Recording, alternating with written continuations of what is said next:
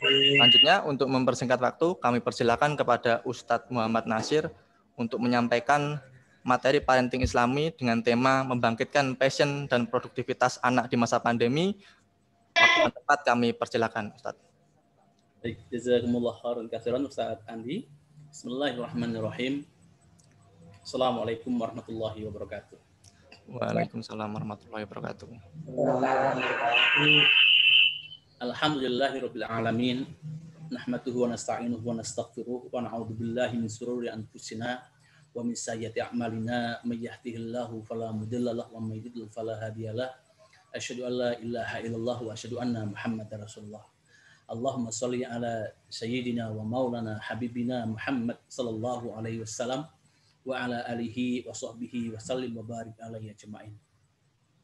A'udzu billahi minasyaitonir rajim. Bismillahirrahmanirrahim. Wal yakhshal ladzina la tarku min halfihim dzurriyyatan di'afan khafu 'alaihim falyattaqullaha wal yaqulu qawlan sadida. Allahumma arhamna bil Qur'an. Disyukurkan Allah SWT, Zat yang maha menciptakan seluruh alam raya dengan segala isinya, yang alhamdulillah pada kesempatan kali ini kita beri kenikmatan oleh Allah SWT untuk bisa bermuajahah dalam rangka meningkatkan ketakwaan kita pada Allah SWT melalui parenting ini. Yang kedua, salawat dan salam semoga tercurahkan kepada baginda Rasulullah SAW yang kelak akan memberikan syafaatnya, ya kita semuanya nanti dimudahkan oleh Allah mengikuti sunnah-sunnah Rasulullah, sehingga nanti di akhirat nanti kita bertemu dengan Rasulullah sebagai umatnya yang setia dalam menegakkan risalahnya. Sebelum saya lanjutkan, Ustadz Dian Andi, apakah suara saya cukup jelas? Jelas. Alhamdulillah. Jelas, Ustadz. Ya, jazakumullah khairan. Yang saya hormati kepala Ketua Yayasan SD SMP Insan Cendekia, Bapak Ibu Kepala Sekolah Insan Cendekia, Bapak Ibu Guru, Komite Sekolah, Bapak Ibu orang tua semuanya, saya yakin yang hadir ini adalah nanti nama-nama yang diberikan kesempatan oleh Allah bertemu kembali dengan Allah di surganya Allah SWT. Saya yakin yang hadir ini adalah keluarganya nanti sakinah mawaddah warahmah, anak turunnya soleh-solehah. Allahumma amin. Ibu, Bapak yang berbahagia, masa seperti ini yang cukup banyak hikmah yang harus kita ambil ya ayah bunda semuanya. Di masa pandemi ini ternyata memberikan kesempatan buat kita semuanya untuk lebih banyak melihat sisi positif dari apa yang sudah Allah takdirkan untuk kita semuanya. Saya akan mulai dengan sebuah cerita Bapak Ibu. Tahun 2014 yang lalu, saya dipanggil sama Ustadz saya almarhum beliau Ustadz Batur Tamam, Mudir Iskarima pada saat itu. Saya dipanggil sama beliau. Setelah selesai acara, saya sowan sama beliau, dan beliau titip pesan sama saya, Mas Nasir, tolong sampaikan pada adik-adik, remaja-remaja, Bapak Ibu, ketika Mas Nasir ini pengajian, untuk hati-hati dengan HP. Wasiat beliau begitu. Saya diminta sama beliau untuk menyampaikan agar mustamid saya hati-hati dengan HP. Saya kaget Bapak Ibu. Baru kali ini saya mendapat wasiat yang menurut saya cukup aneh dari beliau. Biasanya kalau Ustadz itu ngasih wasiat pada santrinya, jaga hafalannya, jaga sholatnya, jaga amal solehnya. Tapi beliau pesannya itu, hati-hati sama HP. 2 minggu Bapak Ibu saya nggak bisa tidur mikir wasiat beliau itu. 2 pekan saya nggak bisa tidur. Saya tanya sama guru-guru saya yang lain, saya tanya sama senior-senior saya tanya sama Bapak Ibu saya, apa maksud dari pesan beliau itu? 2 minggu nggak kejawab. Setelah 2 minggu Bapak Ibu baru ketemu jawabannya. Apa itu jawabannya Bapak Ibu? Ternyata baru saya sadari Bapak Ibu. Dulu sebelum ada HP, sebelum ada gadget, kita itu hatam baca Quran. Itu setahun bisa 3 sampai 5 kali. Dulu Sebelum ada HP, kita bisa khatam Quran 3-5 kali dalam setahun. Sekarang, setelah ada HP, setelah ada gadget, belum tentu setahun khatam. Kira-kira betul atau salah ini kira-kira ini jawaban yang saya temukan itu. Dulu, Bapak Ibu, sebelum ada gadget, sebelum ada HP, Ramadan, kita bisa khatam baca Quran 3-5 kali dalam sebulan. Setelah ada gadget, setelah ada HP, belum tentu sebulan khatam kecuali diwajibkan darus tiap hari. Baru khatam. Betul apa betul Bapak Ibu? Lah ini problem. Itu ternyata masuk dari wasiat beliau pada saya. Akhirnya saya balik bertanya, jadi saat ini yang penting itu HP apa Al-Quran? Kemarin saya tanya sama, kemudian saya ngisi pengajian remaja nih sampai SMA, belum lama gitu. Waktu itu juga daring juga saya tanya, penting mana HP sama Al-Quran? Hampir semua jawab, penting Al-Quran. Sekarang saya tanya, betul nih penting sama Al-Quran? Iya, betul, penting Al-Quran. Siapa yang hari ini ketika Zoom ini bawa Al-Quran angkat tangan? Dari 130 hanya beberapa yang angkat tangan bawa Al-Quran. Karena yang bawa HP angkat tangan semuanya Bapak Ibu. Berarti ini yang penting Al-Quran atau HP-nya? Kalau yang banyak bawa HP-nya, semuanya ketawa begitu. Terus ada yang ngeles. Loh Ustaz, kan di HP ada Al-Qurannya. Ada aplikasinya di HP. Saya tanya lagi. Yang sering dibaca Al-Quran di HP-nya atau WhatsApp-an? Yang sering dibaca Al-Quran di HP atau Facebook-an? Atau Instagram-an? Semua ketawa waktu itu. Oh iya ya? Gitu. Oh iya ya? Gitu. Ternyata lebih sering baca Facebook. Ternyata lebih sering posting di Instagram. Ternyata lebih sering lihat di WhatsApp daripada baca Al-Quran.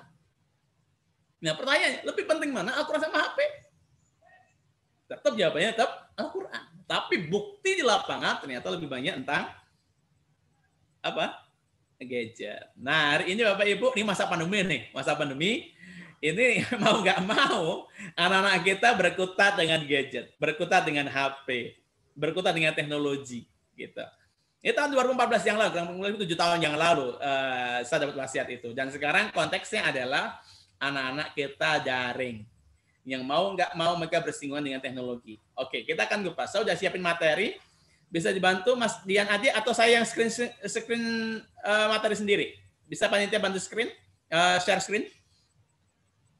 Gitu. Nah, kita akan bahas itu. Langsung aja. Langsung di share screen aja materi ini. Nah, Sudah. Ayah bunda sekalian, nah sekarang problem kita di sini. Di masa pandemi ini, anak-anak kita tiap hari bergelut dengan gadget. Tiap hari bergelut dengan gadget. Dulu kita antisipasi agar mereka itu bisa terbatas memakai gadgetnya. Dulu kita antisipasi agar mereka itu tidak seringnya pegang gadget. Tapi faktanya saat ini mereka harus bersinggungan dengan gadget. Tiap saat dengan gadget. Dan ini yang relevan lagi kalau alasan kita adalah membatasi mereka menggunakan gadget. Kenapa? Karena sekarang proses pembelajaran, kegiatannya itu dengan menggunakan gadget. Nah, sekarang kita balik Bapak Ibu. Terus bagaimana ini, kondisi ini agar meskipun daring, meskipun pandemi, tetap ada produktivitas berbasis passion anak. Ini berdasar banget. Karena apa Bapak Ibu? Karena jangan sampai nanti anak kita jadi sebuah user, pengguna saja. Begitu. Karena saat ini anak-anak kita di sasaran empuk sebagai user teknologi. Padahal di balik itu semuanya sebenarnya anak kita punya potensi besar yang bisa kita bangun agar mereka jadi memiliki sebuah produk gitu. Ya ini problem kita Bapak Ibu. Nah, nanti kita akan sharing bareng. Kebetulan saya saatnya juga mengolah sebuah komunitas forum anak di Kota Surakarta, juga forum Solo Membaca dan saat ini juga aktif di dunia dongeng ya dengan perkumpulan semua anak-anak dan ternyata banyak sekali karya-karya anak yang bisa dipublikasikan, yang bisa diproduk, yang bisa kita angkat, Pak Ibu. Nah, sekarang mulainya dari mana? Kita akan mulai step by step, Bapak Ibu. Bisa di next, Mas Ustaz? Kita mulai. Di awal tadi saya baca sebuah ayat, Bapak Ibu. Surah An-Nisa ayat 9. A'udzubillahi minasyaitonirrajim. Bismillahirrahmanirrahim. Wal yakhshal ladzina la tarku min khalfihim dzurriyyatan di'afan khafu 'alaihim falyattaqullaha wal yaqulu qawlan sadida. Allahumma arhamna bil Qur'an. Dan janganlah takut pada Allah orang-orang sekiranya meninggalkan di belakang mereka generasi yang lemah yang kita khawatir terhadap kesejahteraannya. Maka bertakwalah kepada Allah dan ucapkanlah perkataan yang benar. Bapak Ibu yang berbahagia. Ini pesan Allah buat kita semuanya bahwa kita nggak boleh ninggalin anak turun dalam keadaan lemah. Lemah apanya? Menurut Imam Al-Ghazali dalam kitabnya Ihya Ulumuddin beliau menyampaikan setidaknya ada 6 kelemahan yang harus kita antisipasi agar anak kita nggak terserang itu. Yang pertama lemah harta. Nggak boleh ninggalin anak kita lemah harta. Maksudnya apa? Apakah kita nggak boleh ninggalin anak kita? Apakah harus ninggalin anak kita dalam keadaan kaya? Bukan. Harus ninggalin anak dalam keadaan punya warisan banyak? Bukan itu. Lemah harta itu artinya apa? Kita nggak boleh meninggalkan anak kita dalam keadaan lebih suka tangan di bawah dibandingkan tangan di atas. Artinya kita diminta sama Allah menyiapkan anak kita untuk menjadi generasi yang suka memberi. Orang kaya itu suka berbagi, suka menyisihkan apa yang dia miliki untuk orang lain. Gitu. Yang kedua, lemah fisik. Jangan sampai anak kita kena lemah fisik, Bapak Ibu. Maaf sebentar, ada suara. Pak, bisa minta tolong ditutup pintunya. Ya, ada suara di belakang saya cukup mengganggu. Oke, saya lanjutkan Bapak Ibu. Yang kedua, lemah fisik. Kita nggak boleh ninggalin anak kita jadi anak yang lemah fisik, mudah sakit-sakitan. Apalagi zaman sekarang ini generasi menunduk, anak lebih sering dia kontak dengan HP dengan posisi menunduk, kurang olahraga, kurang aktivitas, gitu kan, kurang kegiatan keluar, akhirnya itu menjadi problem anak kita. Nah, ini sebuah hal yang patut kita renungkan bersama, Bapak Ibu. Belum lama saya melakukan sebuah survei bersama adik-adik mahasiswa tentang apa itu penderita sakit dalam. Zaman zaman saya kecil, kebanyakan orang-orang yang terkena penyakit dalam hal ini katakanlah tipes begitu, itu kebanyakan orang-orang dewasa, orang-orang tua, generasi sepuh. Tapi sekarang tipes itu nggak menunggu tua kena. Anak TK pun udah bisa kena tipes, Bapak Ibu. Usia apa bisa kena tipes? Kenapa? Karena fisiknya lemah, yang dimakan nggak sehat, pola hidupnya tidak teratur. Gitu. Lemah harta, lemah fisik. Yang ketiga, lemah ilmu. Kita nggak boleh ninggalin anak kita pada lemah ilmu, Bapak Ibu. Artinya apa? Anak yang dia itu belajar sesuatu yang tidak dia butuhkan. Belajar sesuatu yang nggak dia inginkan. Akhirnya apa? Akhirnya menguapnya sekolah ya asal sekolah. Belajar asal belajar hanya untuk memenuhi keinginan gurunya, keinginan orang tuanya, keinginan orang lain, tapi dia sendiri sebenarnya tidak. Nah, ini jadi problem, Bapak Ibu. Jadi problem. Maka ini jangan sampai anak kita belajar sesuatu yang tidak dia butuhkan. Begitu. Nah, nanti cara bagaimana ini kita bahas setelah ini. Yang keempat adalah lemah emosi. Kita nggak boleh ninggal anak kita pada lemah emosi. Apa itu lemah emosi? Anak yang mudah marah, mudah ngambek, mudah mutung, mudah patah semangat. Dan ini problem untuk anak zaman sekarang, Bapak Ibu. Ya kan? Nasihati dikit, marah. Ditegur dikit, marah. Dibimbing dikit, marah. Maunya nggak mau diatur. Gitu. Ini problem, Bapak Ibu. Setelah itu adalah lemah hati. Yang kelima, lemah hati. Apa itu lemah hati? Lemah hati itu adalah anak yang dia itu hatinya udah mulai jauh dari masjid, mulai jauh dari Al-Quran, mulai jauh dari Allah, mulai jauh dari ibadah. Dia lebih suka nongkrong dibandingkan pengajian. Dia lebih suka nonton TV dibandingkan baca Quran. Dia lebih suka ngegame daripada baca buku. Nah, ini pribadi-pribadi yang harus kita waspadai. Yang terakhir adalah lemah moral, Bapak Ibu. Apa itu lemah moral? Itu anak-anak yang sudah kehilangan tepos liro. terhadap orang tuanya, orang dewasa, lingkungan. Bahkan lebih parah lagi kalau dia sudah mulai melakukan tindakan-tindakan yang amoral. Ini hal yang kita waspadai. Nah, bagaimana caranya agar 6 kelemahan ini nggak menimpa anak kita? Nanti kita bahas Bapak Ibu. Jadi ayat ini bagian dari salah satu argumen kita, dasar kita, mengapa kita harus mengangkat anak di masa pandemi ini agar passionnya ketemu dan produktif. Begitu. Agar mereka nggak bosan bagaimana di rumah. Bagaimana agar mereka nggak bosan di rumah. Bagaimana agar mereka itu nggak jenuh ketika di rumah. Aktivitas-aktivitas apa saja yang bisa menjadi sebuah kebanggaan buat anak kita. Nanti kita bahas bersama-sama Bapak Ibu. Oke. Bisa di next, Ustaz. Nah, saya teringat dengan sebuah pesan yang disampaikan oleh menantu Rasulullah SAW, sahabat terkemuka Rasulullah SAW, Khalifah yang keempat. Beliau pernah menyampaikan kepada kita semua. Rasulullah SAW, Ali bin Abi Thalib menyampaikan bahwa didiklah anakmu sesuai dengan perkembangan zamannya, karena dia tumbuh pada zaman yang berbeda dengan zamanmu. Bapak Ibu, zaman kita kecil berbeda zaman sekarang. Dulu kita belum kenal teknologi, belum kenal TV, belum kenal gadget. Maka anak-anak zaman dulu meskipun tidak dipantau orang tuanya pun pengaruh eksternalnya sedikit. Tapi sekarang meskipun anak kita pantau, pengaruh eksternalnya untuk berbuat buruk banyak. Contoh simpel aja Bapak Ibu. Contoh simpel aja. Dulu waktu saya kecil, mau maksiat saja itu harus keluar rumah.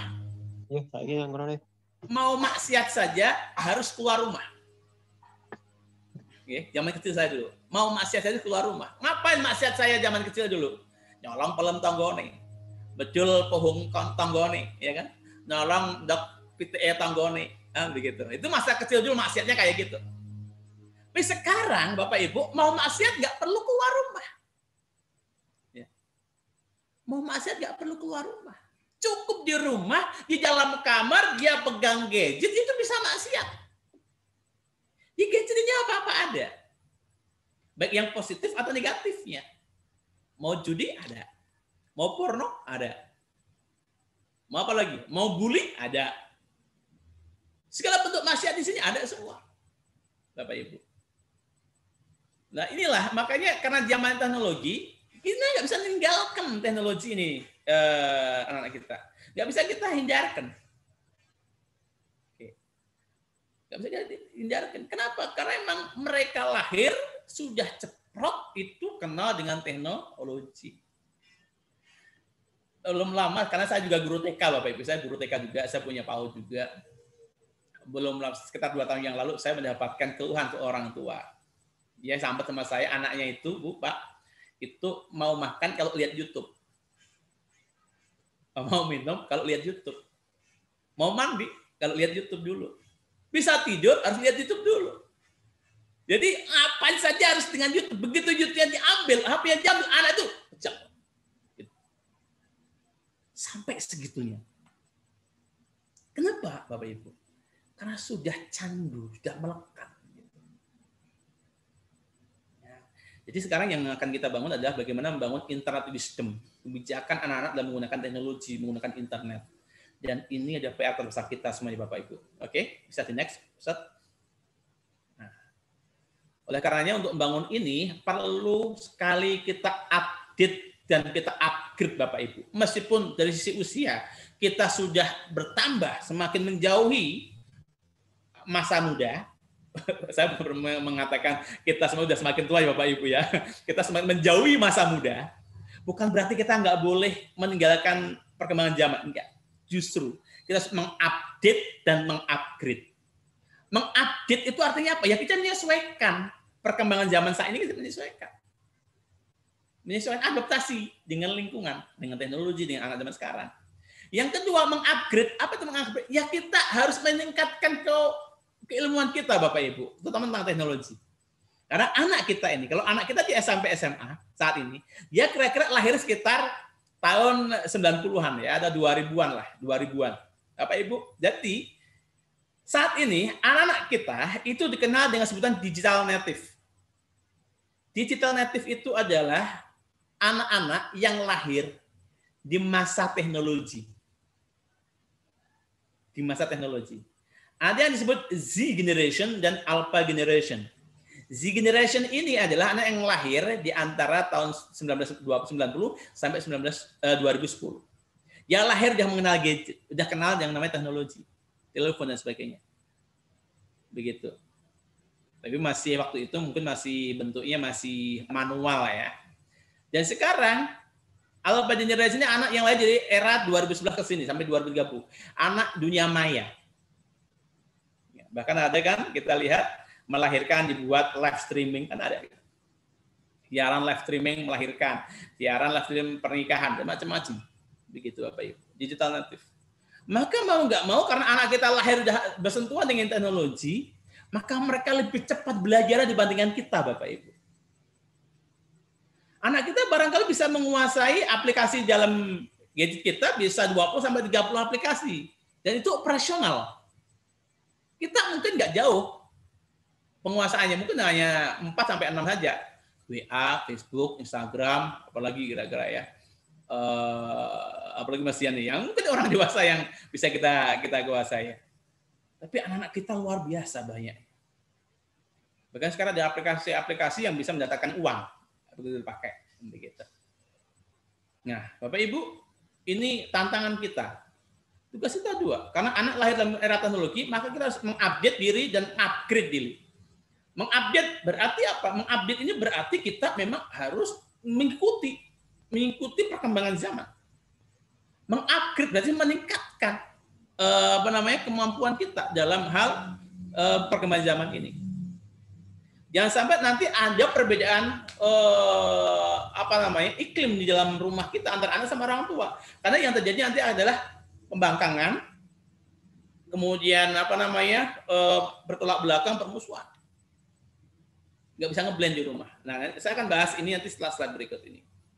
Nah, oleh karena itu, Bapak Ibu, ini kita paham ini anak-anak kita saatnya adalah anak-anak generasi teknologi, generasi digital, generasi dunia maya yang mana perlu pendekatan yang berbeda dibandingkan tahun-tahun sebelumnya atau masa kecil dulu. Bisa di next slide.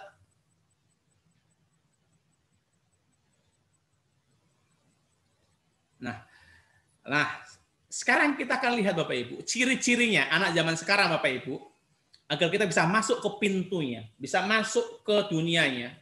Ada ciri-ciri di mana anak digital ini berada dalam lingkungan barunya. Yang pertama adalah anak-anak yang tumbuh di zaman sekarang, itu ada keterampilan-keterampilan yang basically mereka itu otomatis akan memilikinya. Bahkan tanpa kita upayakan, tanpa kita modifikasi pun, mereka bisa muncul dengan sendirinya.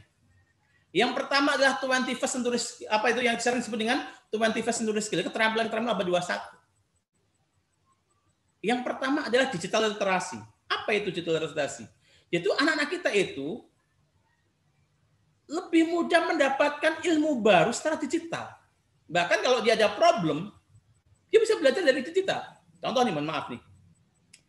Anak ingin belajar tentang otomotif. Bisa nggak sih dia lihat lewat YouTube? Bisa banget.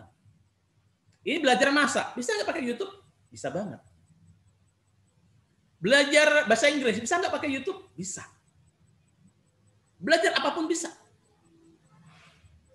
Perubahan zaman luar biasa. Zaman kita dulu Bapak Ibu, zaman kita kecil mungkin masih ada istilah ini ya, surat-suratan ya. Tapi sekarang udah ganti sama email. Begitu. Dulu kita sering telepon-teleponnya pakai telepon koin. Kalau udah jadi HP Android. Ya kan? Dulu kita sering baca buku. Ya kan? Tapi sekarang udah jadi e-book. Dulu kita belanja harus ke tokonya. Sekarang mau belanja, nggak perlu ke tokonya yang datang. Bahkan di kampung saya, Bapak Ibu, saya ada sebuah rumah gitu, tangga saya itu jualan mie ayam, Bapak Ibu, tanpa meja kursi, tanpa gerobaknya. Dia hanya modal dapur dan WA. Tanpa gerobak, tanpa meja kursi, dia hanya modal dapur, jualan, Bapak Ibu. Dan laku. Habis. Modalnya hanya dengan WA. Gitu. Jadi anak sekarang itu ada problem langsung lari ke sana Bapak Ibu. ketemu. Ya, kalau tadi saya sebut ada perubahan teknologinya, saya khawatir guru-guru pun bisa diganti sama teknologi.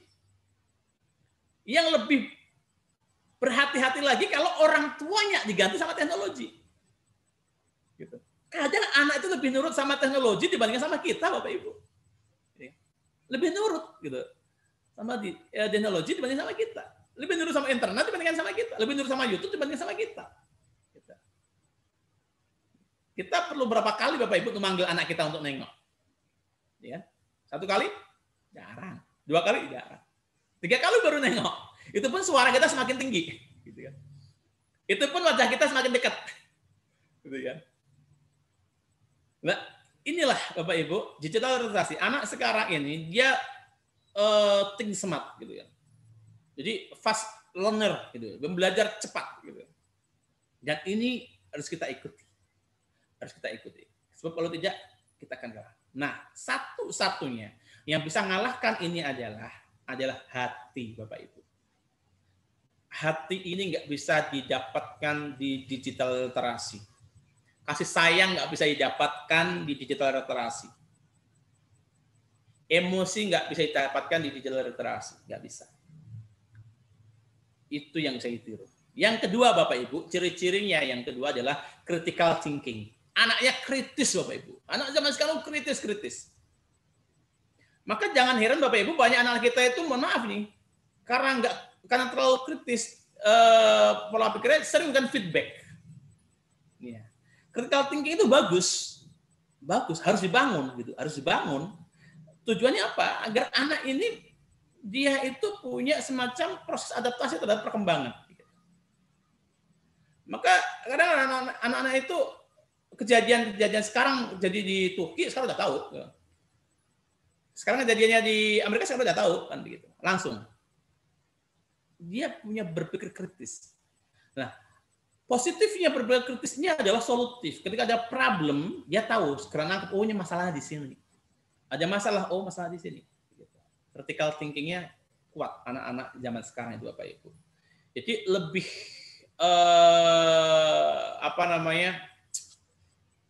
mudah terpantik dengan perkembangan zaman. Tapi yang jadi problem adalah ini biasanya berkaitan sama informasi global. Yang ketiga kreatif. Ciri-ciri keterampilan anak abad 21 harus kreatif. Kreatif ini artinya adalah ini anak menemukan sesuatu yang baru. Pandai melihat peluang. Maka sekarang Bapak Ibu, kecondongan anak-anak sekarang ini kalau profesi, kalau kita tanya profesi anak-anak kita itu sudah bukan lagi profesi-profesi zaman kita kecil dulu gitu. Jadi profesi tentara, polisi, dokter gitu kan, guru, enggak. Kebanyakan anak kita udah mulai mengarah ke YouTuber gitu. Ya. Ini sesuatu yang fenomenal kan begitu. Tapi lambat laun Bapak Ibu, anak-anak pun akhirnya kan mulai memahami bahwa seorang guru yang YouTuber pun bisa. Dokter YouTuber pun bisa. Gitu kan. Polisi YouTuber pun bisa. Gitu. Akhirnya mereka akan mulai sadar bahwa YouTuber itu bukan berarti profesi tunggal gitu kan. Bisa berlanjut, bahkan siswa YouTuber pun bisa gitu. Ya, jadi problem tantangannya adalah konten kreatornya. Jadi konten apa yang mau diangkat anak kita? Artinya jangan sampai nanti ketika anak kita jadi YouTuber, kontennya konten yang tidak positif. Nanti kita bahas setelah ini. Kaitannya sama passion dan produktivitas. Kemudian yang keempat, cirinya adalah communication. Anak di abad 21 tentunya dia punya keterampilan berkomunikasi dengan siapapun. Dia mudah berkomunikasi dengan lingkungan luar. Bahkan beda negara pun bisa. Karena secara bahasa mereka menguasai. Gitu. Yang orang jauh pun nggak ada kendala karena ada teknologi. Problemnya adalah kalau komunikasi itu justru nggak terbangun di orang-orang terdekatnya. Di mana itu? Di rumah. Dengan orang lain akrab, tapi dengan ibunya tidak. Dengan orang lain akrab, dengan bapaknya tidak. Bapak Ibu, saya mau cerita sedikit. 2 tahun yang lalu, saya mendapat tugas untuk mengisi pesantren diklat Bapak Ibu di sebuah SMP di Magetan, Jawa Timur. ada 300 anak SMP pesantren kilat waktu itu 2 tahun yang sebelum pandemi. Saya tanya sama mereka, adik-adik, siapa di antara kalian yang sedang ada masalah? Angkat tangan. 300 Bapak Ibu, anak SMP angkat tangan. Berarti mereka semua sedang punya masalah. Saya tanya lagi, sekarang kalau kamu punya masalah, dan anggap aja masalah itu nggak bisa kamu selesaikan, kira-kira siapakah orang pertama yang akan kamu curhati? Siapakah orang pertama yang akan kamu beritahu? Siapakah orang pertama yang akan kamu ajak ngomong? Tulis jawabannya. Ustaz Nasir pengen tahu. Bapak Ibu, 300 anak SM menulis jawabannya Bapak Ibu. Saya kumpulkan, saya baca, kaget saya Bapak Ibu. Dari 300 ini, dari 300 siswa ini, hanya 3 anak yang menjawab. Aku kalau ada masalah akan bilang sama mamahku, papaku, orang tuaku. Hanya 3 Bapak Ibu. Yang menjawab kalau ada masalah akan bilang sama orang tuanya. Yang 297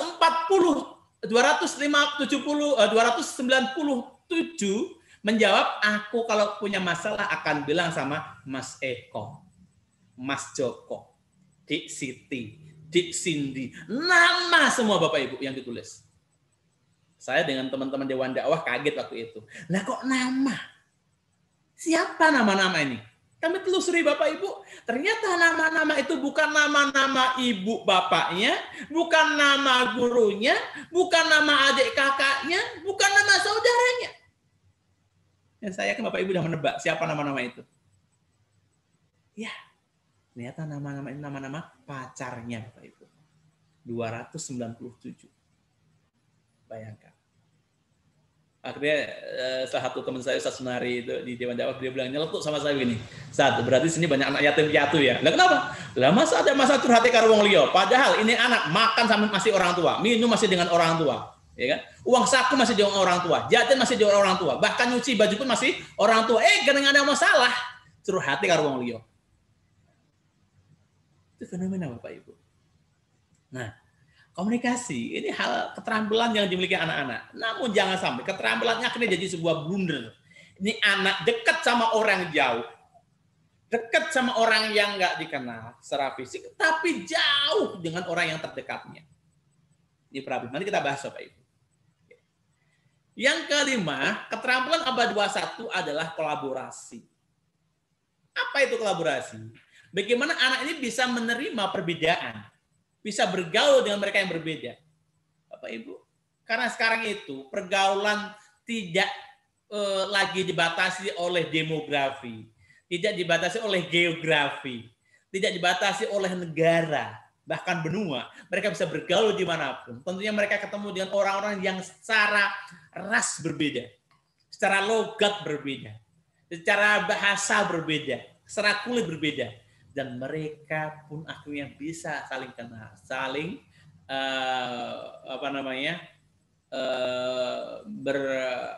bertukar pikiran. Jika kemampuan dirinya bagus, ya kan, mentalnya bagus, bisa positif, tidak akan muncul bully, gitu kan, tidak muncul perselisihan atau permusuhan.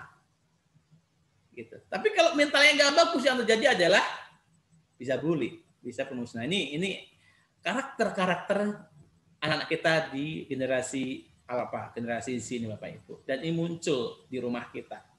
Sikap kita bagaimana agar mereka tetap aman untuk kita? Baik, kita next kan. Lanjut, Ustaz, di next. Nah, sekarang kita akan bahas polanya Bapak Ibu, polanya. Nah, Bapak Ibu, sekolah yang sesungguhnya adalah keluarga, guru yang sebenarnya adalah orang tua. Saat ini terasa banget ya Bapak Ibu ya, karena anak-anak sekolahnya di rumah. Belum lama saya melakukan sebuah survei dengan beberapa teman-teman aktivis pendidik di Solo Raya tentang anak-anak daring gitu. Ada komentar-komentar yang bu saya nyelekit geli gitu. Ternyata gurunya yang di rumah saat ini lebih galak dibanding guru yang di sekolahan gitu. Saya nggak tahu. Tapi udahnya nggak terjadi di Insan Pendidikia ya. Jadi ternyata anak kita itu merasakan ternyata gurunya di rumah lebih galak dibanding gurunya di sekolahan gitu. Padahal gurunya cuma satu, private gitu kan. Di sekolahan ini guru satu megang banyak anak, itu masih bisa senyum gitu. Tiap hari juga kan begitu. Masih bisa kesenyum gitu kan. Tapi di rumah satu guru, satu anak aja PTG gitu. Apa itu? Pasang tapang garang gitu kan. Kenapa terjadi Bapak Ibu? Kenapa terjadi? Karena ada perbedaan pola asuh dan pola didik Bapak Ibu. Maka sebuah pendidikan itu dikatakan berhasil, ya. Sebuah pendidikan dikatakan berhasil bila mana pola asuh orang tua dan pola didik guru sama. Sama. Dan sebuah proses pembelajaran itu akan nyaman bagi anak bila mana cara ngajar guru sama dengan cara belajar anak. Ini yang perlu kita pahami bersama-sama. Pembelajaran akan asik dan menyenangkan bila mana cara mengajar guru sama dengan cara belajar anak. Nah, problemnya adalah kita tahu nggak kira-kira anak kita itu cara belajar yang paling menyenangkannya kayak apa? Dia tahu nggak kira-kira jadi orang tua cara ngajar kita yang paling nyaman buat anak yang bagaimana? Ini kan sebuah pertanyaan. Begitu. Alhamdulillah saat ini saya merasakan juga sebagai orang tua Bapak Ibu karena anak saya ini yang paling besar di usia SMP juga. Artinya insya Allah secara kondisi kita memiliki kesamaan ya Bapak Ibu ya. Akhirnya saya pun juga belajar bagaimana memperlakukan anak saya ketika dimasuk usia remaja. Pola didiknya mungkin berbeda dengan anak SD atau TK Bapak Ibu. Nah ini kunci. Ketika pola didik dan pola asuh antara sekolah sama rumah nggak sama, yang terjadi ketimpangan. Bisa jadi di rumah nurut, di sekolah nggak nurut. Atau sebaliknya, di sekolah nurut, di rumah nggak nurut. Itu ketika pola asuh dan pola didik nggak sama. Dan bila mana cara ngajar guru, dalam ini bisa orang tua juga, dan cara belajar anak nggak sama, yang terjadi adalah, biasanya adalah pembangkangan, penolakan, reject. Begitu. Maka ini sebuah problem. Maka biasanya anak nggak betah kalau belajar yang gurunya nggak sama cara ngajarnya dengan cara belajar dia. Begitu. Karena itu Bapak Ibu kita akan bahas karena ini berkaitan dengan passion dan produktivitas. Oke, bisa di next slide-nya. Nah, menyitir sedikit apa yang disampaikan oleh Sahabat Ali bin Abi Thalib. Beliau pernah menyampaikan kepada muridnya ada 3 pola asuh anak. Yang mana pola asuh ini sampai sekarang saya kira masih relevan kita gunakan, kita terapkan. Ada 3 tahapan ketika mendidik anak. 7 tahun pertama, 7 tahun kedua, dan 7 tahun ketiga, Bapak Ibu. 7 tahun pertama itu artinya anak usia 7 tahun ke bawah, 0 sampai 7 tahun. Maka pola asuh yang kita bangun untuk anak usia ini adalah menganggap anak ibarat raja. Menganggap anak ibarat raja. Anak usia ini, sifat yang muncul itu seperti sifatnya raja. Anak usia ini biasanya usia PAUD, SD kelas 2 ke bawah lah, gitu. Kelas 1 ke bawah. Pinginan, opo-opo diingini, mencoba ini, mencoba itu, gitu kan. Dia belum tahu bahaya, pokoknya semuanya pengen dimiliki gitu. Keakuannya kuat, sama seperti raja. Ya. Maka pola asuhnya untuk anak seperti ini gitu, adalah apa? Adalah memfasilitasi. Beda antara memfasilitasi sama memanjakan ya Bapak Ibu ya. Memfasilitasi artinya apa? Agar kebutuhan emosional anak ini terpenuhi. Kebutuhan emosional anak terpenuhi. Jika 7 tahun pertama anaknya terpenuhi kebutuhan emosionalnya, kebutuhan mentalnya, maka nanti akan berpengaruh di 7 tahun kedua. Maka 7 tahun pertama ini anaknya mengalami banyak hal Bapak Ibu. Anak nangis wajar. Anak berantem wajar. Usia anak berantem wajar. Jadi justru anak mengalami situasi ini. Justru anak usia PAUD, TK, SD kelas 1, 2 ini biar mengalami menangis, mengalami berantem, mengalami rebutan, mengalami sakit, gitu kan, mengalami bingung, biar dia mengalami. Tujuannya apa? Biar mentalnya kuat. dia mentalnya kuat untuk masuk ke tahapan berikutnya. Anak usia 7 tahun ke bawah nangis gulung-gulung, masih patut Bapak Ibu, masih patut. Anak usia TK naik kursi masih patut, naik meja masih patut, bahkan naik pagar pun masih patut. Kenapa? Karena dia belum tahu aturan. Anak usia TK, ini saya mohon maaf ini, masukkan air ke motornya bapak harusnya bensin, gitu kan? Kejadian ini Bapak Ibu, saya sendiri anak saya waktu itu masih TK, dikiranya air itu bisa jadi bahan bakar, masih wajar, masih patut karena dia usia PAUD, dia belum tahu, dia belum memayis, gitu. Dia butuh pengalaman itu, dia pernah berantem.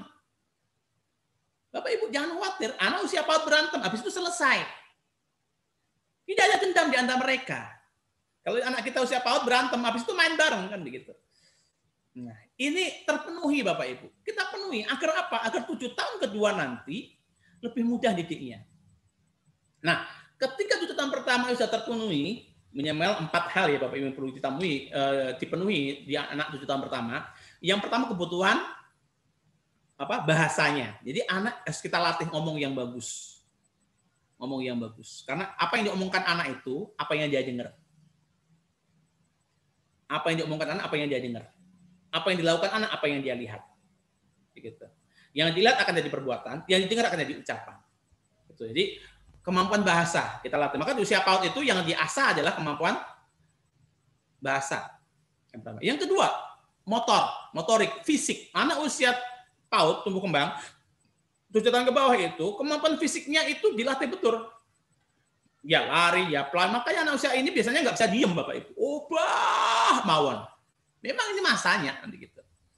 Setelah itu adalah kemampuan kognitif, problem solving. Ini toileting, makan sendiri, minum sendiri, belajar pakai baju, pakai sepatu. Ini mengasah Bapak Ibu. Yang keempat adalah emosi. Kemampuan emosional dibangun Bapak Ibu. Baik emosi positif atau emosi negatif. Supaya di 7 tahun kedua nanti anak lebih matang. Oke, selesai 7 tahun pertama.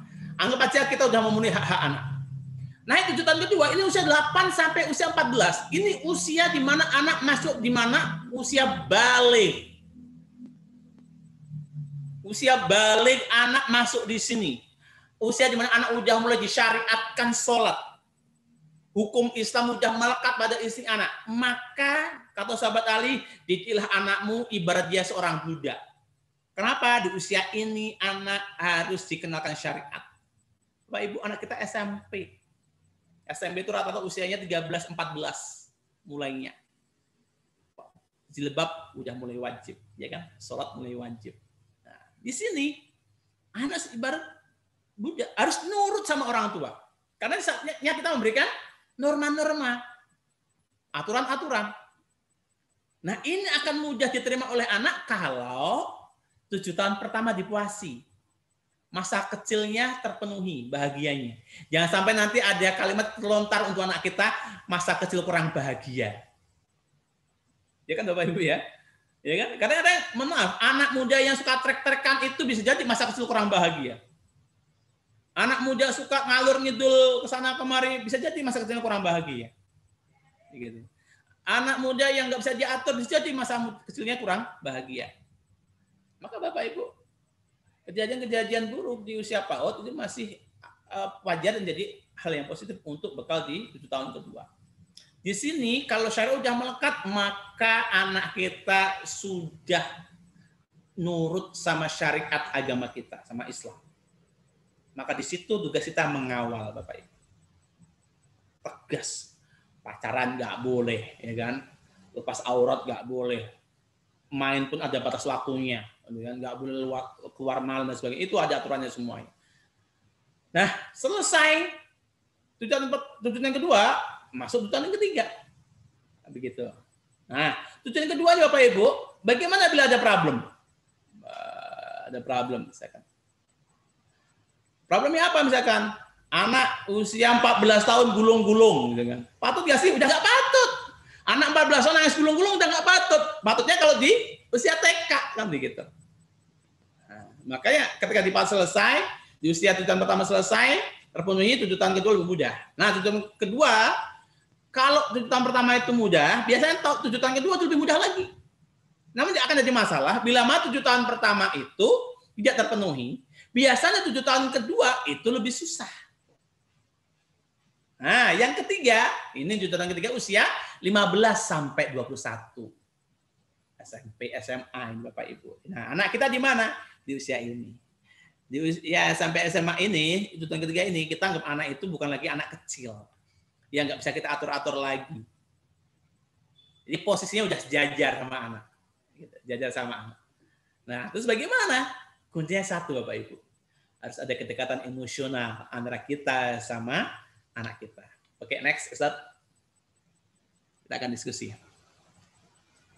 Nah, sekarang Bapak Ibu, karena masuknya anak kita anak usia SMA, ini kan, sampai SMA, di mana dia sudah melewati masa-masa mumayyiz, melewati masa-masa ditentukannya syariat, maka aturan pun sudah mulai melekat pada diri anak. Namun Bapak Ibu, ada hal-hal yang perlu kita perhatikan bersama-sama. Ya. Karena ini anak sudah nggak bisa dianggap sebagai raja. Udah nggak bisa kita anggap sebagai budak. Ini kita anggap sebagai penasehat Bapak Ibu. Teman, mitra kita. Sehingga perlu keterampilan khusus untuk bisa berkomunikasi dengan anak. Nah, oleh karena itu Bapak Ibu, dua hal menjadi titik tekan pada parenting siang hari ini adalah bagaimana kita bisa menemukan passion anak. Passion itu apa sih? Passion itu adalah sesuatu yang menonjol pada diri anak. Kecenderungan yang dimiliki anak, apapun bentuknya Bapak Ibu. Yang kedua, produk. Pandemi ini bukan tidak mungkin membuat anak terpantik untuk berproduk. Kenapa? Karena dengan produk itu bisa mengusir kejenuhan. Biasanya kalau nggak ada produk, anak justru jenuh Bapak Ibu. Oke, kita akan mulai satu-satu dulu. Passion. Bagaimana cara kita menemukan passion pada anak? Bapak Ibu, yang pertama yang kita lihat adalah perhatikan Bapak Ibu gaya belajar anak kita. Gaya belajar anak kita perhatikan Bapak Ibu. Apa sih gaya belajar Bapak Ibu? Gaya belajar itu adalah bagaimana cara anak kita itu mengatasi sebuah masalah. Kalau lihat secara teoritik sebenarnya kita bisa melihat dengan teorinya Howard Gardner ya, yang kecerdasan majemuk. Karena pada prinsipnya Bapak Ibu, setiap anak itu cerdas. Tidak ada anak bodoh. Semua anak cerdas di bidang masing-masing. Kalau kita merujuk pada teori kecerdasannya Howard Gardner, memang ada 9 kecerdasan Bapak Ibu. Nah, kita lihat dari 9 kecerdasan ini, anak kita yang mana? Apa 9 kecerdasan itu? Pertama, ada cerdas bahasa. Anak yang punya kemampuan literasi yang kuat. Biasanya itu banyak omong, suka nulis, suka curhat, suka cerita. Cerdas bahasa, Bapak Ibu. Suka baca buku. Cerdas matematik. Ya.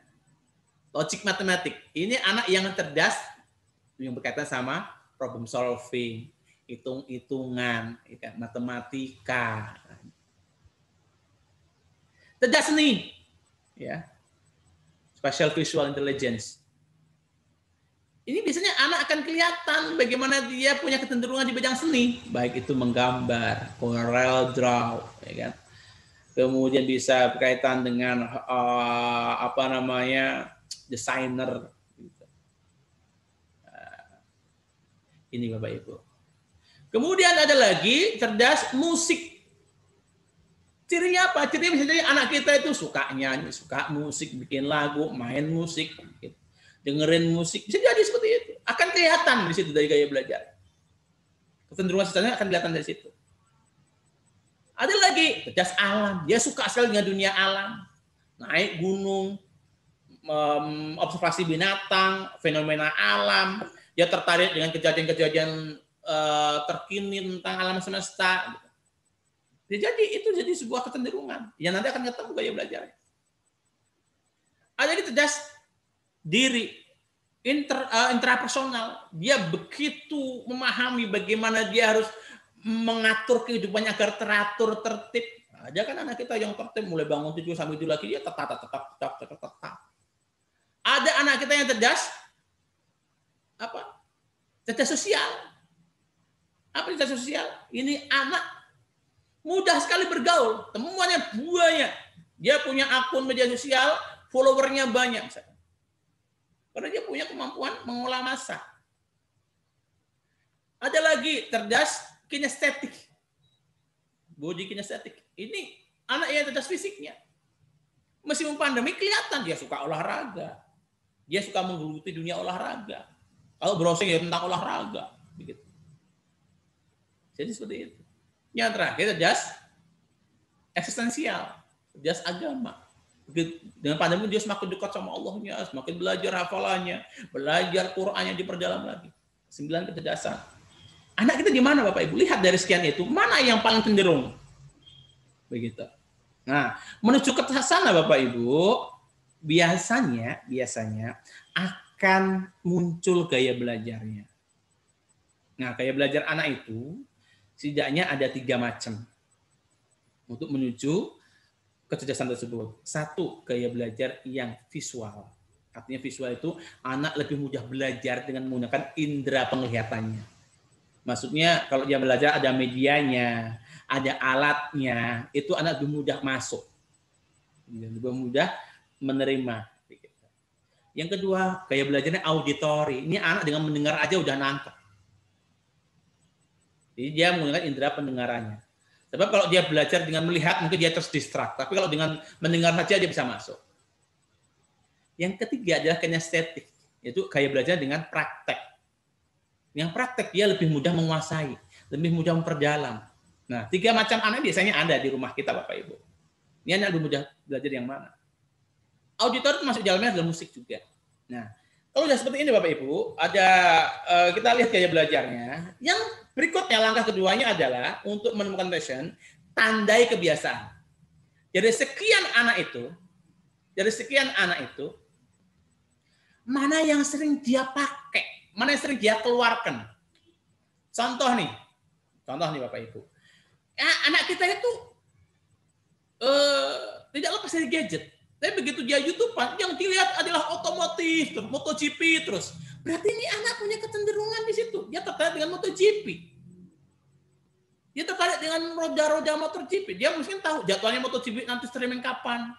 Kemudian Rocky-nya, ridernya siapa? Nanti Yamaha ridernya siapa? Honda siapa? Pabrikannya mana? Gitu. Ada juga mungkin yang YouTube-nya Korea. Kan ini lagi tren ini ya. Anak itu tergila-gila sama artis Korea ya gitu. Lah, jadi sampai dia tahu artis ini usianya berapa tahun, dari kota mana, hobinya apa gitu. Nah, tandai itu. Mungkin ada juga yang lain. Ini anak sukanya nulis. Tandai kebiasaan itu, Bapak Ibu. Di list ya. Setelah di list kebiasaan anak sehari itu apa sih di list? Memang kita perlu meluangkan waktu dalam sehari untuk mengamati itu. Atau nanti bisa kolaborasi sama anak. Begitu. Nah, setelah itu Bapak Ibu, yang ketiga langkahnya adalah mencermati hobi anak. Hobinya Bapak Ibu. Hobinya apa anak kita itu? Nah, hobi ini selain bisa dilihat dari kebiasaannya, bisa juga dilihat dari permintaan anak. Karena hobi memang kadang-kadang tidak bisa dilakukan tiap saat. Misalkan anak yang hobi naik gunung, kan nggak mungkin tiap hari naik gunung kan begitu. Hobinya anak ada bongkar pasang mesin, kan nggak mungkin tiap motor dibongkar pasang mesin kan begitu. Lah hobi ini bisa kita lihat. Cirinya hobi itu apa? Dia itu ada mata apelnya, mata binarnya. Begitu dia melakukan itu, ada semangat positif. Naik gunung dia semangat. Kalau bongkar motor dia semangat. Dia excited. Nah, ini 3 hal Bapak Ibu. Nah, dari sini nanti akan ketemu passionnya. Nah, agar passionnya nanti ini bisa berproduk Bapak Ibu, maka perlu pendekatan. Ya, perlu pendekatan, perlu intervensi. Nah, sebelum masuk ke produk, jadi passion ini Bapak Ibu temukan dengan 3 cara ini. Lihat gaya belajar anak kita. Diawali dengan melakukan pemetaan kecerdasan tadi. Ya. Nah, pemetaan ini bisa dilakukan sendiri. Bisa juga nanti melalui tenaga ahli misalkan ya, pengen tahu sih bagaimana sih mengetahui kecerdasan anak biasanya dilihat dari kebiasaan sehari-hari. Tapi sebenarnya Bapak Ibu nanti Bapak Ibu bisa googling aja ada Kak. Cara mengetahui kecerdasan anak banyak itu di googlingnya. Banyak sekali cara mengetahui kecerdasan anak itu. Lihat gaya belajarnya. Setelah itu tandai kebiasaan-kebiasaan yang rutin dilakukan tiap hari. Gitu. Nah, tentunya yang ditandai adalah kebiasaan positif ya Bapak Ibu ya, bukan yang negatif. Kebiasaan positif karena kita akan mengarahnya ke proyek. Ya. Kita mengarah ke proyek. Fokus pada kelebihan anak Bapak Ibu. Selama pandemi ini fokus pada kelebihan anak. Sebab kalau kita fokus pada kekurangan anak, yang muncul nanti adalah pertempuran di rumah, gitu kan. Penolakan ya, yang muncul ada reject kan begitu. Nah, kemudian yang berikutnya adalah ketika termati hobinya. Nah, nanti di-match-kan, di kolaborasi dengan hobinya. Sebab kalau melakukan sesuatu karena hobi, yang muncul adalah kenikmatan Bapak Ibu. Apalagi proyeknya berkaitan sama hobi. Nah, setelah itu Bapak Ibu, setelah menemukan passion dengan 3 langkah ini, kita tantang untuk berproduk anak kita. Kita tantang untuk berproduk anak kita. Caranya bagaimana? Pertama, apresiasi gaya belajar anak Bapak Ibu. Jangan didiamkan kalau anak kita menonjol gaya belajarnya. Contoh nih, anak kita itu gaya belajarnya adalah katakanlah kinestetik ya. Dia kalau menghafal itu bisanya kalau dengan lompat-lompat misalkan. Dia kalau ngerjain tugas bisanya dengan naik sepeda. Apresiasi aja. Karena memang gaya belajar dia kayak gitu. Ini anak ini kalau ngerjain tugas sukanya sambil nyanyi. Apresiasi aja Bapak Ibu.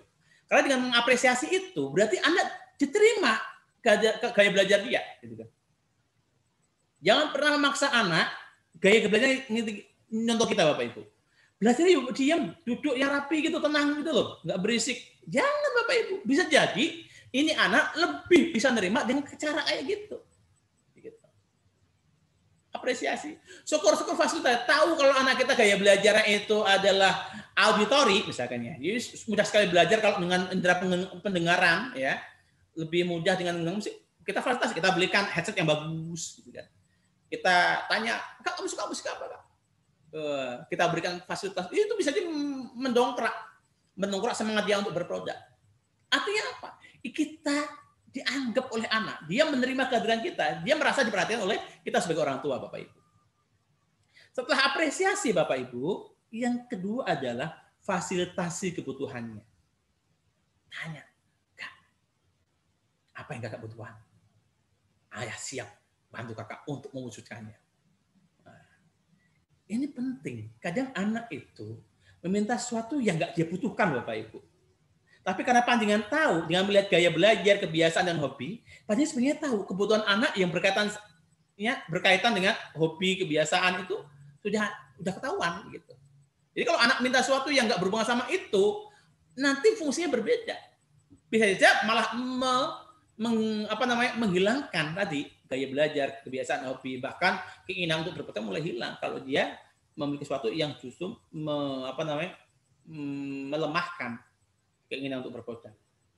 Nah, yang nggak kalah penting Bapak Ibu yang ketiga, apa itu? Modifikasi. Modifikasi lingkungan.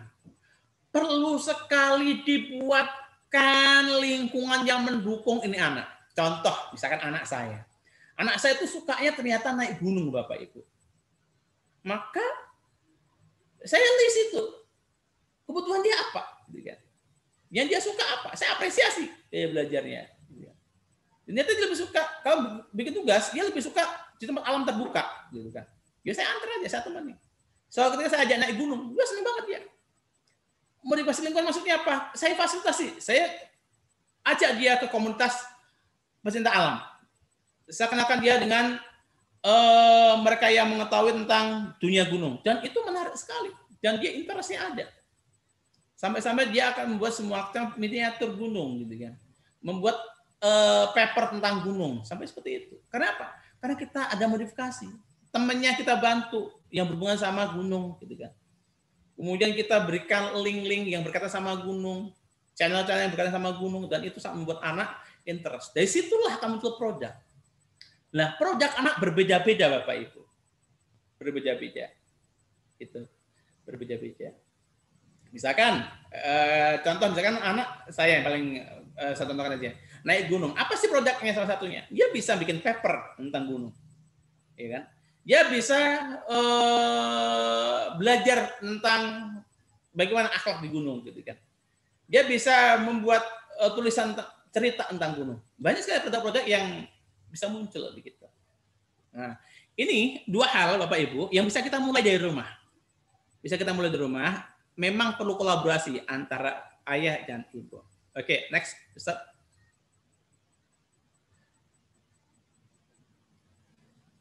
Nah, ada kata mutiara yang saya suka sekali Bapak Ibu, yang saya dapat dari sebuah pengalaman.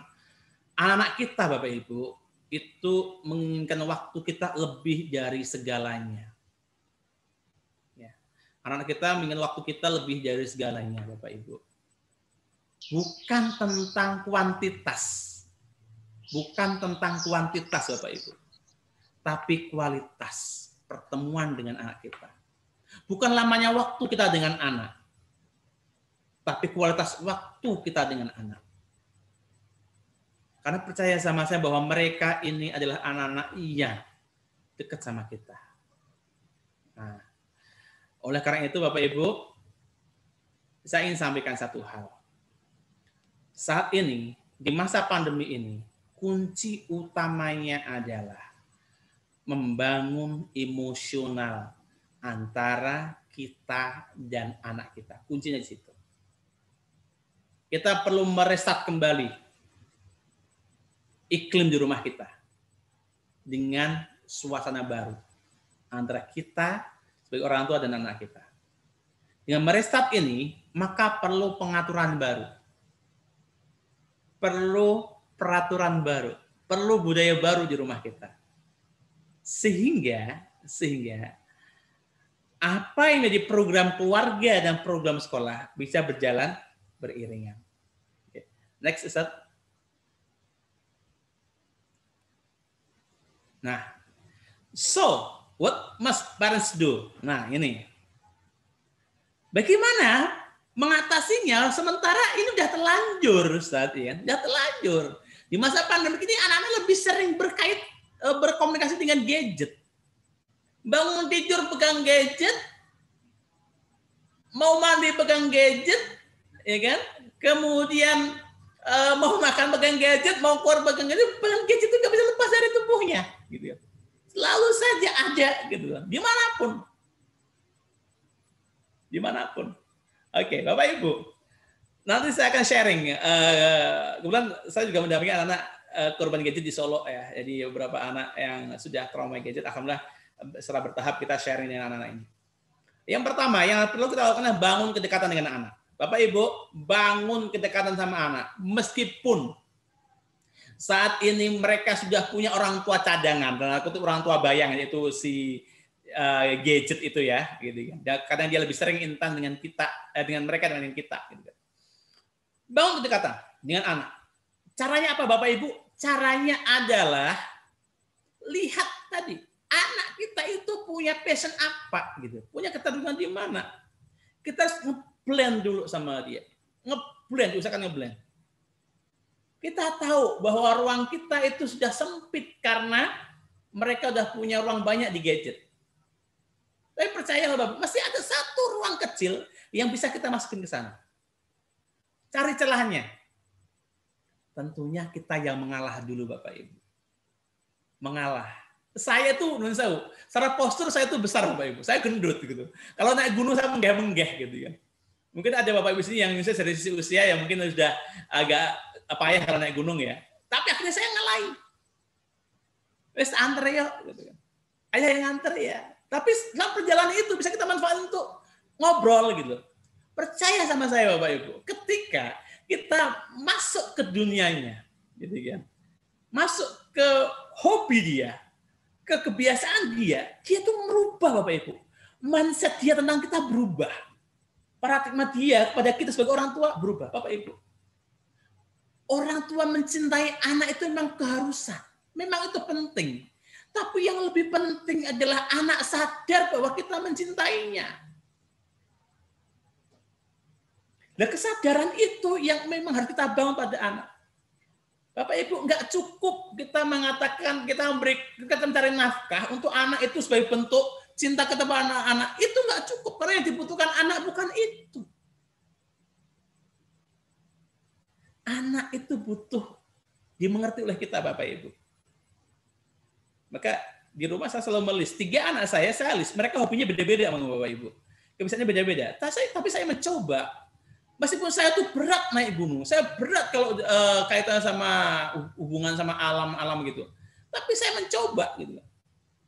Dan itu ternyata membuka pintu hatinya untuk curhat sama saya. Bagaimana dia tertarik dengan lawan jenis. Ya ngomong sama saya, Bapak Ibu. Ya, temanku dia cantik loh ya. Wow, saya amazing Bapak Ibu. Jadi anak saya Joko saya ini kelas 3 SMP. Curhat sama saya. Bilang, ya temanku dia cantik loh ya. Nah, terus gimana? Ya, kok aku deg-degan ya kalau ketemu sama dia. Loh, udah bilang gitu sama saya Bapak Ibu. Jadi ketika ada kedekatan dia tuh enak ngobrolnya. Ayah dulu waktu SMP apa juga kayak gitu ya? Iya, ayah dulu waktu SMP usia kamu ya pernah ngalamin kayak gitu, deg-degan sama temen yang cantik loh. Sampai sekarang Bapak Ibu. Dalam kedekatan. Pintunya di mana? Pintunya adalah di hobinya anak. Kita yang ngalai Bapak Ibu, ngalai meskipun kita nggak suka sama hobinya, kita ngalai. Kita harus tahu pintu masuknya anak di mana, harus tahu. Karena sekali kita masuk tidak pada pintunya, Bapak Ibu, yang terjadi adalah reject, penolakan. Ya, yang terjadi adalah reject atau penolakan. Yang kedua, Bapak Ibu, ciptakan komunikasi yang efektif. Bapak Ibu, kita kan berpasangan nih, suami istri. Kadang kita itu nggak bisa ngomong sama anak, tapi istri kita bisa. Kadang istri nggak punya waktu, kita yang punya waktu sama anak, kita yang berangkat nemenin anak. Jadi kita sama istri itu, sama pasangan kita, itu akan bergantian perannya. Kalau anak itu lebih mudah ngomong sama ayah, ya sama ayah gitu. Kalau anak lebih mudah ngomong sama ibunya, sama ibunya. Nggak perlu dua-duanya, salah satu aja Bapak Ibu. Yang penting antara ayah dan ibu harus klop. Yang penting suami istri harus klop. Harus sejalan visi misinya. Karena ini sangat penting buat anak. Jadi ketika anak itu ada masalah sama ayahnya, dia bisa terbuka sama ibunya. Ketika anak itu ada masalah sama ibunya, bisa terbuka sama ayahnya. Yang ketiga, dia berikan waktu yang berkualitas, Bapak Ibu. Waktu yang berkualitas itu melebihi segala-galanya buat anak. Bapak Ibu, betapa bahagianya panjenengan ketika tiba-tiba saja putra panjenengan datang pada panjenengan, memeluk panjenengan. Betapa sebuah hal yang sangat membahagiakan mereka curhat sama panjenengan. Ya kan? Kenapa? Karena itulah yang diimpi-impikan oleh kita. Nah, Bapak Ibu, kita bisa mencoba ini. Memang sih ini berat, tapi perlu kita restart. Bila mana pola di keluarga itu sudah terlanjur terbentuk Bapak Ibu, dan itu menurut panjenengan tidak efektif, segera di restart Bapak Ibu. Mumpung belum kebelandangan. Segera di-update dan di-upgrade Bapak Ibu. Mumpung belum kebelandangan. Begitu. Sehingga apa? Sehingga itu akan segera mengembalikan kondisi. Karena kebahagiaan sejati ada di keluarga, bukan di mana-mana. Next, Ustaz, lanjut. Nah, sebagai penutup Bapak Ibu, kita sama-sama tidak tahu apakah anak kandung kita ataukah anak didik kita yang akan menuntun kita ke surga. Maka asuh dan didiklah dengan hati, Bapak Ibu. Bapak Ibu, kita sebagai orang dewasa, namun tidak ada salahnya kita jadi anak-anak, Bapak Ibu. Memang kita punya otoritas mengatur anak kita di rumah. Tapi nggak ada salahnya kita kejar-kejaran sama anak kita, Bapak Ibu. Kita jadi papa genit bagi anak-anak. Kita menjadi bunda yang kemayu bagi anak-anak. Itu hal yang sangat dibutuhkan anak-anak, Bapak Ibu. Betapa banyak orang tua yang tidak bisa bercanda sama anaknya. Betapa banyak orang tua yang nggak bisa lagi kejar-kejaran sama anak-anaknya. Betapa banyak orang tua yang sudah nggak bisa lagi bersendaguru sama anak-anaknya. Kenapa Bapak Ibu? Karena kadang kita terkotakkan dengan label orang tua. Bapak Ibu, lihat kisah Rasulullah SAW. Ketika putri tercintanya Fatimah Az-Zahra akan menikah dengan Ali bin Abi Thalib radhiyallahu an, Rasulullah sehari menjelang pernikahannya masih sempat Bapak Ibu bercanda sama Fatimah, masih sempat iti-itian sama Fatimah, masih sempat kejar-kejaran sama Fatimah, masih sempat bercanda sama Fatimah. Bapak Ibu, bercanda dengan anak tidak melihat usia anak kita berapa tahun. Bercanda sama anak tidak harus ketika mereka usia PAUD atau SD, Bapak Ibu. Bahkan di usia SMP sama SMA pun masih perlu bercanda. Mungkin konteksnya berbeda, Bapak Ibu. Nah, Bapak Ibu, mulailah bangun komunikasi dulu dengan keluarga di rumah, dengan anak kita terutama. Kalau kita masih bisa bercanda sama anak kita, pintu untuk membangun, membangkitkan passion dan produktivitas anak muncul. Tetapi bila mana hubungan kita sama anak kok belum muncul, belum bagus, belum bisa bercanda, Bapak Ibu mohon maaf, mungkin akan butuh waktu lebih panjang lagi untuk mengasah potensi itu. Demikian yang dapat saya sampaikan, mudah-mudahan bermanfaat. Semoga Allah ridho dan memberikan kita kemudahan untuk menjadi keluarga sakinah mawaddah warahmah dan anak kita nantinya soleh soleha. Barakallahu fikum. Wassalamualaikum warahmatullahi wabarakatuh.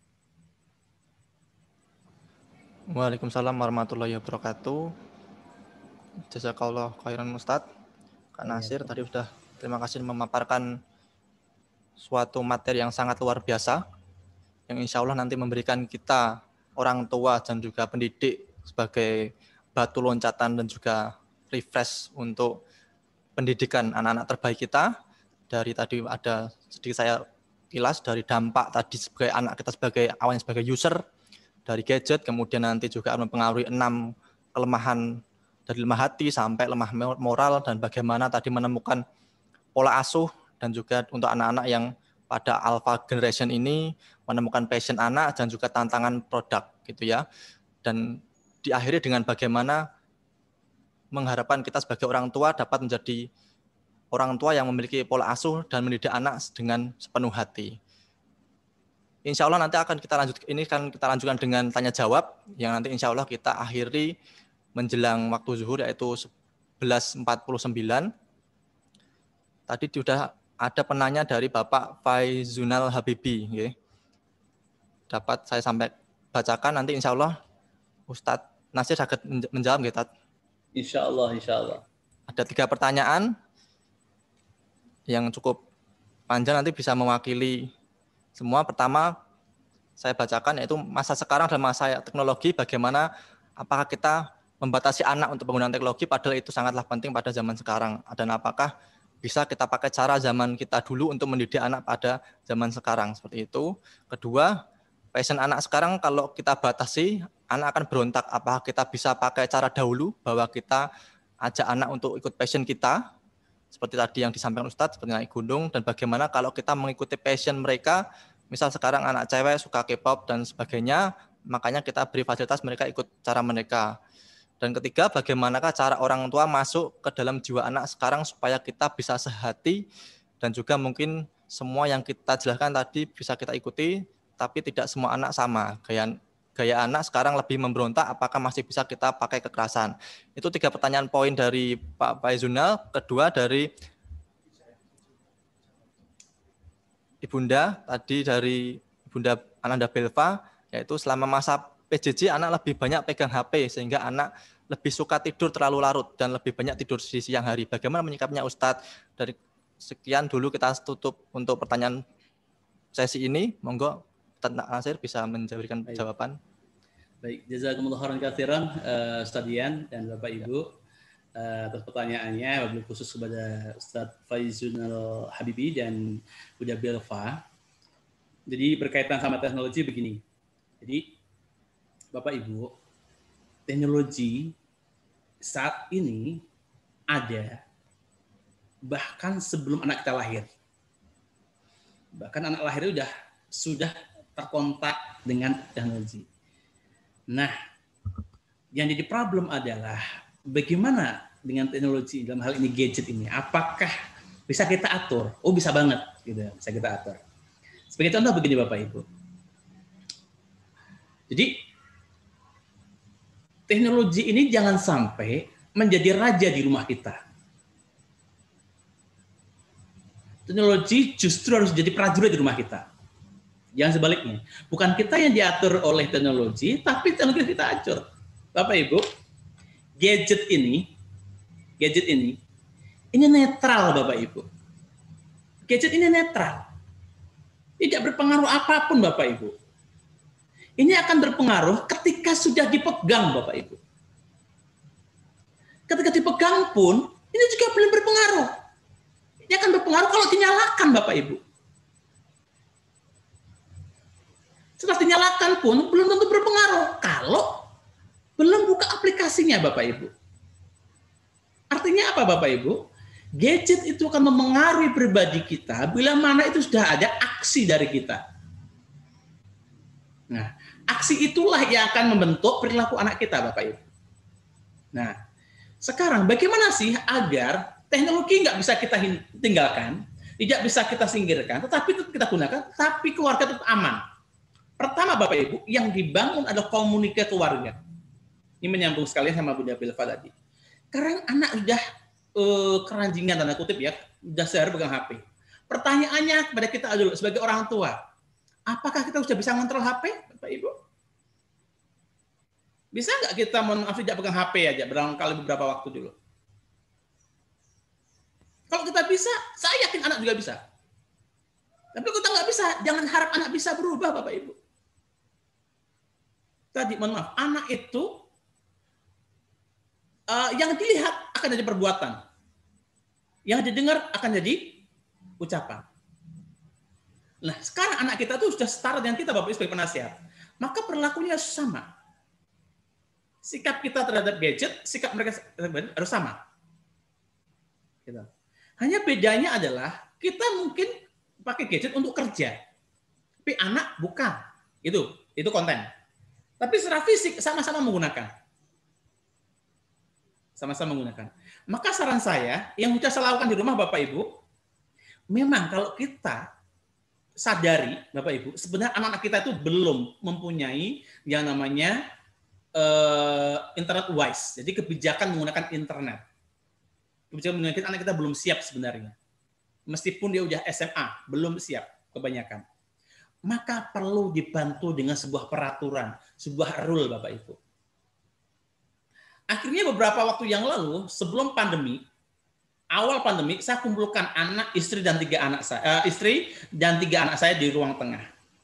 Saya sampaikan kepada mereka, kakak, waktu itu anak saya belum punya HP, Bapak Ibu. Tiga-tiganya belum punya HP. Belum punya HP. Tiga-tiganya belum punya HP, hanya saya sama istri. Ke depan akan daring, maka ayah perlu bikin peraturan. Yang peraturan tentunya berat buat ayah. Gitu ya. Pertama, akan ada HP baru buat rumah. Wah, mereka senang banget karena diberikan HP baru sama ayahnya. Gitu kan. Bahagia banget, wah bebas dan sebagainya. Bisa sampaikan. Tapi sekarang ada peraturan, karena ada tambahan HP, maka HP ada peraturannya. Yang pertama, di rumah ada tempat-tempat yang tidak boleh bawa HP. Di rumah ada tempat-tempat yang tidak boleh bawa HP. Yang pertama, tempat tidur. Tempat tidur tidak boleh ada HP. Jadi waktu itu saya pun akhirnya sama istri, mulai itu ke kamar tidak bawa HP. Kenapa? Karena saya sadar kalau saya ke kamar bawa HP, anak akan ikut bawa HP ke kamar. Kalau saya sama istri bawa HP ke kamar, oke, kita tahu konsekuensi pakai HP. Tapi kita nggak tahu anak kita ke kamar bawa HP itu ngapain, kita nggak tahu. Maka saya mengorbankan diri saya sama istri, HP nggak boleh ke kamar. Jadi kami bikin sebuah tempat di situ untuk naruh HP bareng-bareng. HP nggak boleh masuk kamar. Konsekuensi, kenapa? Satu, karena kita nggak tahu anak nanti di kamar ngapain. Begitu. Mungkin jam 10 malam udah mati lampu, belum tentu dia tidur. Bisa jadi dia chattingan, bisa jadi dia browsing, bisa jadi dia ngapa-ngapain. Bapak Ibu, itu yang pertama. Kamar tidur, tidak boleh ada HP masuk kamar tidur. Kalau masih ada kepentingan, tugas, dan sebagainya, termasuk saya, kalau ada kerjaan kantor, saya yang kerjanya di luar. Tidak di kamar tidur, harus keluar. Itu yang pertama. Yang kedua, saya bicara ini dulu, saya ingin sampaikan dampaknya juga. Ternyata ada dampak positif ketika kamar nggak bawa HP, Bapak Ibu. Suami istri, kalau di kamar nggak bawa HP, Bapak Ibu, hubungan mereka lebih harmonis dibandingkan di kamar bawa HP, Bapak Ibu. Silahkan dicoba, Bapak Ibu. Ya kan? Biasanya kalau di kamar bawa HP, mungkin kita rebahan pegang HP gitu. Tapi karena sekarang nggak bawa HP, di kamar sama-sama rebahan kan mesti ada obrolan, begitu. Karena nggak ada yang lain kecuali pasangannya, begitu. Dan saya yakin itu lebih romantis, Bapak Ibu, dibanding ada HP. Dan suasana dulu akan muncul kembali, begitu. Pertama, tempat tidur nggak boleh ada HP. Yang kedua, ruang makan. Ruang makan tidak ada HP. Nggak boleh bawa HP di ruang makan. Kenapa? Karena situlah waktu efektif ngobrol sama keluarga. Dan Bapak Ibu, karena ini pandemi, maka pertanyaan harus berubah. Kita nggak boleh lagi bertanya, Kak, ada PR nggak? Tugas sudah selesai belum? Itu harus diganti pertanyaan-pertanyaan kayak gitu. Karena itu pertanyaan yang menjengkelkan bagi anak. Ganti pertanyaannya. Kak, ayah bisa bantu apa tugas hari ini? Dirubah Bapak Ibu soalnya, pertanyaannya. Gitu. 9. Jadi kita itu interest terhadap penyelesaian tugas anak. Yang kedua, Kak, hari ini apa yang buat Kakak bahagia? Wah. Ini pertanyaan-pertanyaan yang sebenarnya dibutuhkan anak-anak. Pertanyaan emosional, bukan pertanyaan kognitif. Bukan pertanyaan kognitif, pertanyaan emosional. Mohon maaf Ustadz, mungkin dapat dipersingkat ya? untuk Oke. sesi selanjutnya. Gitu. Baik, yang pertama adalah dapur, tempat tidur, pemakan, itu yang utama. Yang lain silahkan tambahkan. Itu. Yang pertama adalah ada larangan tempat tertentu. Yang itu disepakati bersama-sama. Anak sama orang tua nggak boleh. Yang kedua adalah ada waktu di mana